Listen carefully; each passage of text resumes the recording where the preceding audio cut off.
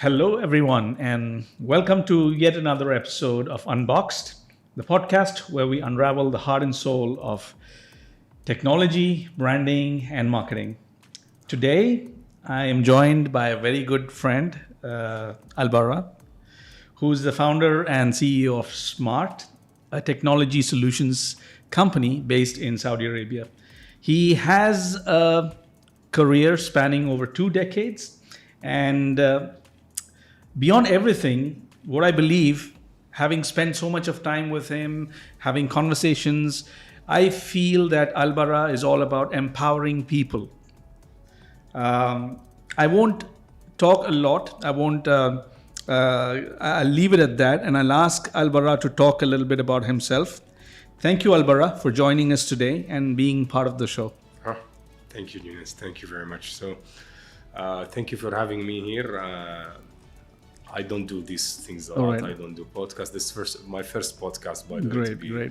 And so, let me give you a brief about Albara. Albara is a very simple person. I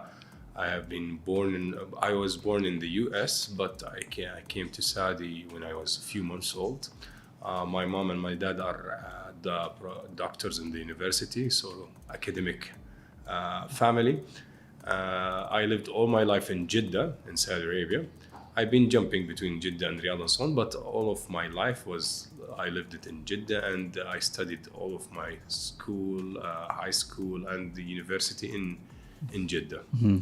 So I'm an industrial engineer as a degree, but I'm an IT guy. I used to be an IT guy, and then now I'm becoming, I'm not sure what to become do, but I'm just now helping people to reach their potential. Great. So now your official title is CEO, but I'm confused. Should I call you CEO or CPO, Chief People's Officer?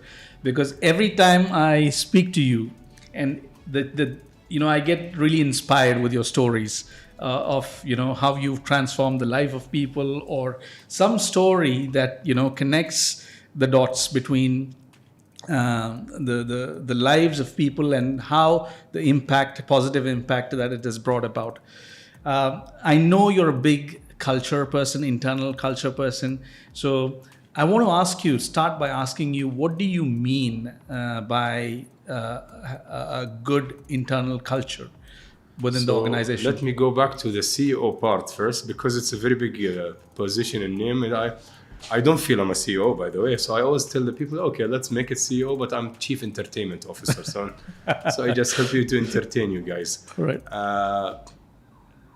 I wasn't like that, by the way, before. And people used to help me a lot. And this is where I found out that everything is about people. Everything is about community. Everything is about people helping each other, teamwork. Even family is about multiple people helping each other.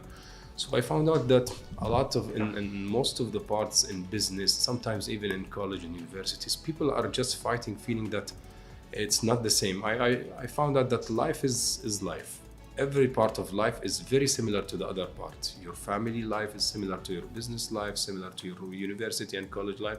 It's about a group of people creating a community and a culture supposed to help each other to reach. When I found out when everybody help each other, everybody reach 3 times, 4 times their whatever synergy, they're doing, alone. Our problem is mainly started. I think it started that a lot of people feel afraid or shy to say that I succeeded because of Junes or because of Bara or because of my mom. A lot of people are afraid. Even me, I used to do it when I started my business. My mom and my dad helped me a lot. But I felt it's wrong to say, oh, my mom and dad helped me. I have to say, I did it myself. And I used to do that. I used to do it in a humble yet egoistic way, So, but internally, I felt bad to say that my mom gave me money or my dad helped me, supported me. And when I looked at it after a while, I looked at most of your success life, the things that you succeed in, is about working together with other people. And it's not bad because you're doing the same thing for other people too. So when your mom and dad help you, you help your kids, and you help your brothers and sisters. Your brothers and sisters help you, and so on. It's a two-way support system. So it's not bad that somebody helped you, because you help someone else. And this is where it triggered me. After a while, after around 7 or 8 years of starting the business while trying to hide that people helped me, while trying to hide in front of people that my dad supported me or my mom, I found out it's actually, this is the biggest part what made me succeed. My mom, my dad, my brothers, my sisters, even my team. It's not about, oh, the team, you're paying them salaries because that's why they succeed. No, the team actually supported me heavily. So this is where it triggers.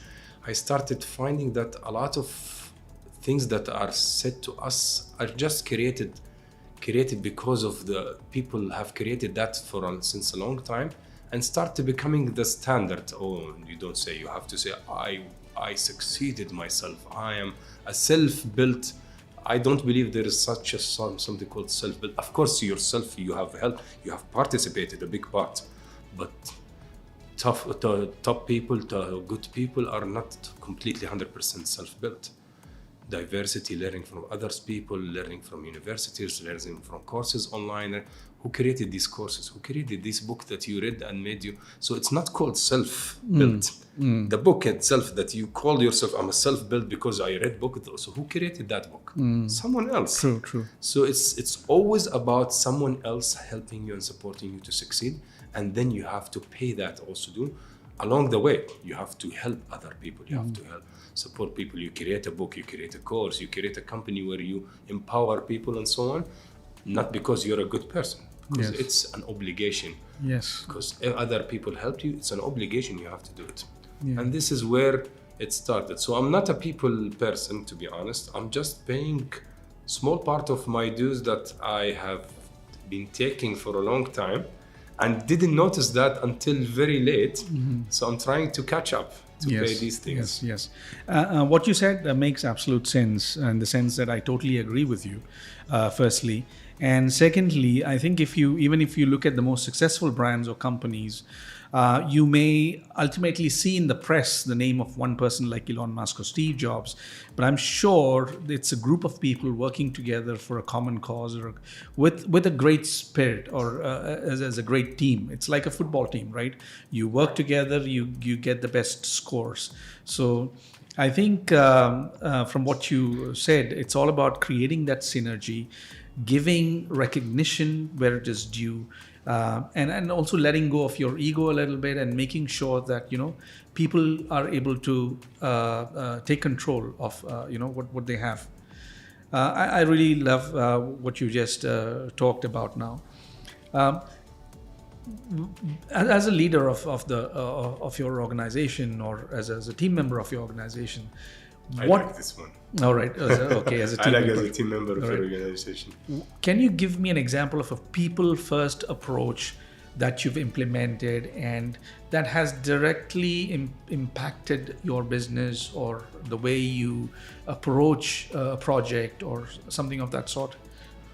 So one of the main important things is I learned along the way is the problem is the KPIs we use. This is the problem. It always puts you in a... So we always think that the KPI is money, or monetary, or finance, or something like that, which is an important KPI, by the way. I'm not saying, oh, money is not important. Of course, it's still important. But when you have a single or 2-3 measures only in that business, you always push people to do that. You never see in a KPI of a company how many life you have succeeded to let them become leaders, how many people have finished their university while they thought they couldn't finish their university, how many low-level, blue-level jobs converted from a low level to a higher senior level or a professional level of a job. Most of the people have similar capabilities. Yeah, different in specific areas, but in general similar. But some people have lived a life that where they had a ceiling on top of them, so they felt that they are caged in that. So part of our job is to tell them that don't accept that from them, and to try to push them even if they resist it, by the way. This is what moms and dads do. They are a pusher. They are a pusher. We all, you know, we have a phrase in the Quran saying, وَلَوْلَا دَفْعُ النَّاسَ بَعْضَهُمْ لِبَعْضٍ لَفَسَدَتْ الْأَرْض. Without pushing each other, earth would be corrupted. And this is when you look at it. Even me as a CEO, still until today, sometimes small young people in the company come to me, Bara, with push. even doing prayers, salah. Sometimes I'm doing an email, but is this email more important than the salah? I say, oh, no, sorry. A very young person come and tell me that we created the culture of pushing, not me. We created. So everybody have pushed in a specific area, and this is where we succeeded in our life. This is where when moms and dads push us and we succeeded in that, we feel bad at that time, and now we said that was the best thing happened to us. They pushed us in because I'm an academic maybe family, so they pushed us heavily in studying in school and university and certification and this is what I wanted to ask you next, because you talk a lot about your family, your father and your mother. Just want to understand, like, what are the values that they built into you, and how did that translate to what you're doing right now, and the relationship and the dealings that you're having with your people and even with your own children, like how I can say they have contributed from the self-built person 99% of that, and the self-built is 1%. They did everything, mashallah. My mom and dad, I owe everything to them, mashallah, and I think they owe everything to their moms and dad. And this is what their life is about. Everybody helps each other. So they pushed us really hard in everywhere. So you ask me, even in business, when you look how you started feeling. So it was not an easy life for you. It was. I thought it wasn't. Today, when you ask me, at that time, I thought it wasn't. Oh, right. Today, when you ask me, I tell you, I was the most spoiled kid in the whole world. All right. I got everything I want, but I didn't feel I got it at that time because you had to work for it. Yeah, exactly. They made us feel that we worked for that to get the benefits. All right. While we didn't. It was not a freebie, just just take it, go enjoy yourself. They didn't let us work 100%. They give us 10, 15, 20%. Is that the same approach you take with your kids? Oh yeah. I'm an evil compared to my mom and dad, but at the end, now when I look at it, we got Super Nintendos, we got the Segas, we got everything. We traveled to the US, we went to Disney, we went everywhere. And while they were an academic doctor where they're not highly paid, but they find a way to do that. But every time they want to do something like that, such a thing, they made us feel that, no, you can't take that. You have to get good scores in school. All of you, not singles. We have to help each other as a brothers. As a team. As a team. No, if my brother didn't get a good score, we'll not get the Super Nintendo at the summer. All right. Or we'll not get the new game in the Super Nintendo. So no, guys, do you have something missing? Did you do your homework? Do you want me to explain something for you? And this is where the idea is, success is not about you. I did my job. Yeah, you did my job, but the whole cumulative culture and family didn't do it. So your job wasn't done properly. Yeah. And this is where it created a sense of accountability and responsibility towards other, not only yourself. You're not living alone. If Allah gave you a blessing that you are a fast learner in mathematics, it's not your strength. It's a gift from Allah. And the gift from Allah has to be, you have a due there, you have to pay it, you have to give that gift and help other people to do it, and so on. So business, you ask me, how did you do business and how did you do the talking and sales? A lot of people don't know how to do good sales. I do any kind of sales. I don't feel even afraid or shy. A lot of people feel shy. I don't become sales. I go beg people for money. I don't feel at all. I actually consider it challenging. You ask me, where did that start? I think it started since school, and my mom, my dad pushed me. Yeah. They used to give me very small allowance for school. I thought it's small allowance compared to my friends. That's the problem. But when I looked at it now and you look at it backward, okay, they gave me 2 sandwiches, they gave me chocolate bar, they gave me maybe chips or something, they gave me juice. Everything I want from school allowance, I already have it in my bag. Yes. So when they give me a single real, 1 real or 2 reals per day, it's an extra because I have everything. But my problem as a kid, I look only at the 2 reals. I don't look at the things in my bag. Yeah. And my friends having 5 and 6 reals for me. I'm not that poor to get only 2. While I have things in my bag with maybe 5 or 6 reals already. Exactly. So, but again, and then I went to my mom. I told her, this has to be, there is a problem. You're not the poorest people in Saudi. You're doctors. I know that we're not the richest again, but why are we taking 1 real and my friends are taking 3 to 5 reals? And she told me, let's try to generate money out of that money. And subhanallah, the weird thing is they are an Hustling. academic doctors in the university, but they had the sense of business raising us on. So I told her, how can? She said, if you don't spend this 1 riyal for a full week, you'll get 5 riyal of allowance. Then you'll go with your dad to the wholesale store and buy things that you can sell to your friends. Okay, I said, okay. She said, what is the most common thing that your friends buy? I said, there's the Olker hazelnut biscuits. Yeah. That was, everybody has to buy it every day, you know? You pull it out and I know. take one by one. I remember the red tape. Yeah. She told me, okay, if you got it, your friend will buy it. I said, of course, because our queue in the canteen was very long. Okay. If the Reese's bell ring and you don't run You won't to get the canteen, you'll finish the whole Reese's just to buy this. Okay. So she said, okay, get your 5 riyals and go with your dad, see how much is a box. We'll invest it. She didn't say invest, of course, or a loan. I can't remember, but I remember I didn't pay back the loan that they gave it to me. All right. So I buy, and the box has 24 pieces with 10 riyals. Okay. So I got 50% capital raise. Oh, okay. I have my 5 riyals, and they gave me my 5 other You've 5 already riyals. become an entrepreneur. They made me. I didn't know it then. And I buy the box, and apparently for me, I sold the box in first 2 hours of the school, okay. before even the recess. All right. 24 riyals in my pocket. So the canteen shifted to your class, I believe. No, still they go back in the recess and buy another one. But I was the accessible one in the class. So 24 riyals in single day, what? And I was looking for 3 and 5 riyals. All right. And with time, I started expanding my business in different things, and so on. To be honest, it started before this biscuit. I started selling the crystal part of my grandmother's light bulb. Oh, okay. All right. She had a very nice crystal All right. Chandelier. chandeliers. Yeah, it looks like an kryptonite. It was green. I used to take the crystals that inside. I say from outside it's fine, but why did they have it something inside? I took it and I sold it, and then I got punished for that. And then they told me, let's start sell biscuits. All right. So anyhow, going back, so they pushed me to sell. While at early stages, it was very easy for me to sell to my friend, and it become a normal thing. That's why a lot of people don't like sales, because they didn't start early.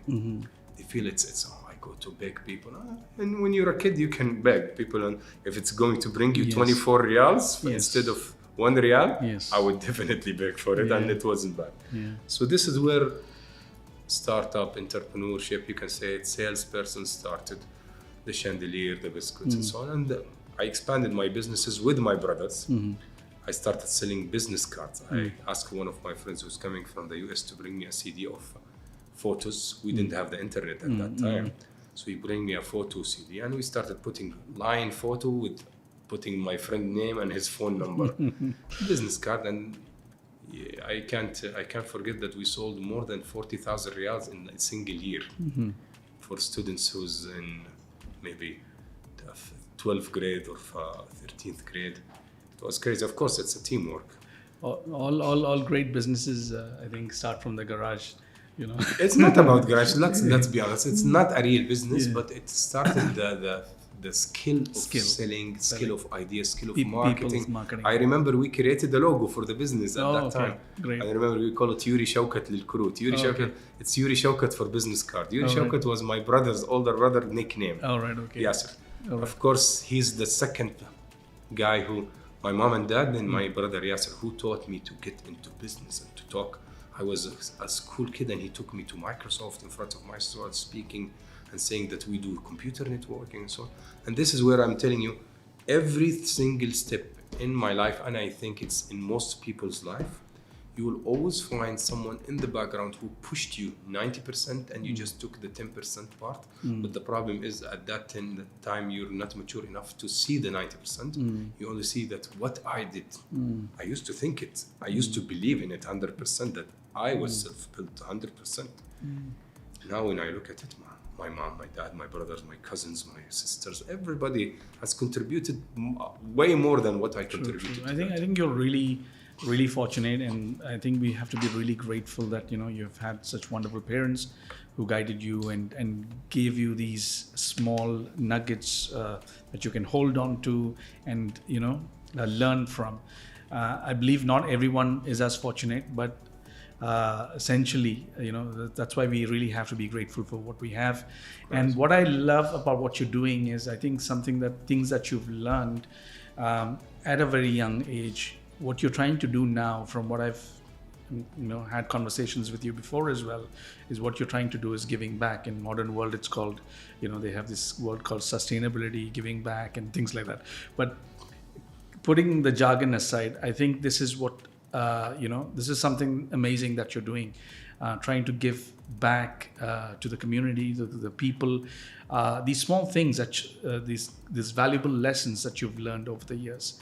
And I think that's where the difference is between you and some of the other people that we come across. I don't think it's amazing. I think it's a mandatory thing. The problem is what life has skewed the things, and people started seeing this an amazing thing because not a lot of people are doing it. Yes. While if you think about it, if everyone does that, this is where equal distribution of knowledge, of wealth, of everything, because you have to know that you got that, even if you worked for it. When you look at it, a lot of part of it, they call it luck, we call it rizq. Yeah. And it's when you get the rizq, it's part of your obligation, become the ambassador of this rizq to distribute it in the world. You don't take it all for yourself. Knowledge, even raising my mom and dad raised me, and I was very fortunate for that. This is a big risk. Now I have to do it for my kids. I have to help other people. I have to help my team in the company to have this part. It's not because I'm amazing, or it's not because of these things are good. I think it should be a default thing. It shouldn't be, oh, this guy. I mean, actually, we should look at who's not distributing that. He's a bad person. That's it. So maybe we're trying to help the life to be shifted back to the normal part. Yes.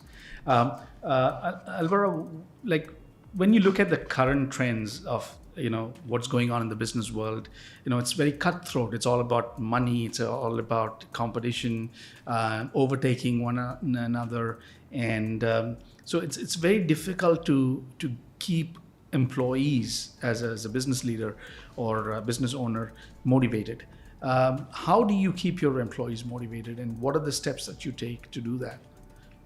So let's go back to your first question that why I didn't answer, which what considered a good culture, and then we take it from there. For me, a good culture is something that like a good family. When you go, what's considered a good family? It's a balanced family, stabilized. Overall, they live in peace. They have internal peace. They look at the world, they see it, and they say, Alhamdulillah, the things that we have is more than enough for us. It's our obligation to try to improve. It's our obligation to build up earth, i'mar al-ard. And then if we see somebody else who have bigger things than us, we say, Alhamdulillah, we have other things that's good. It's not about we have to get everything good. So balance and stability and inner peace.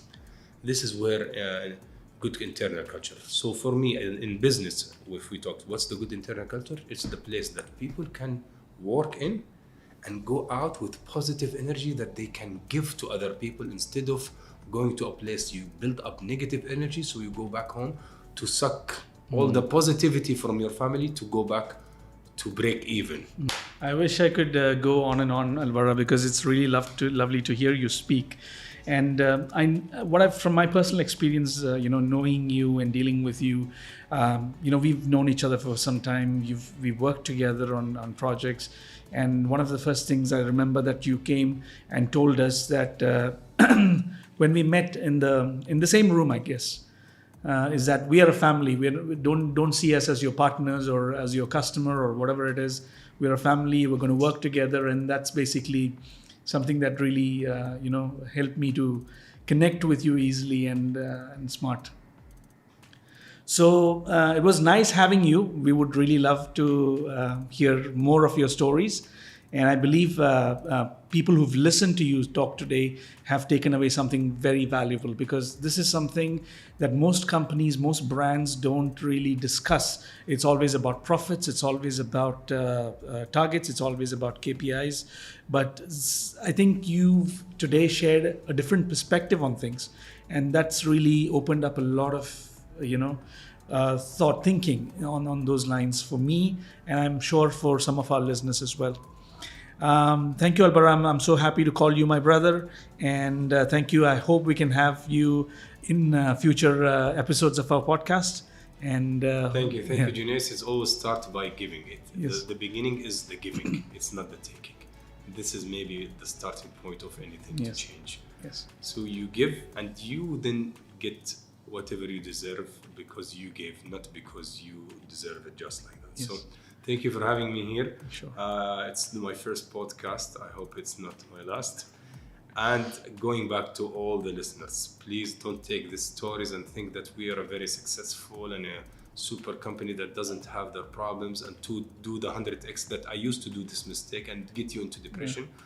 We have a lot of bad stuff. We have your story of the car and the fuel. So we know how money works for you.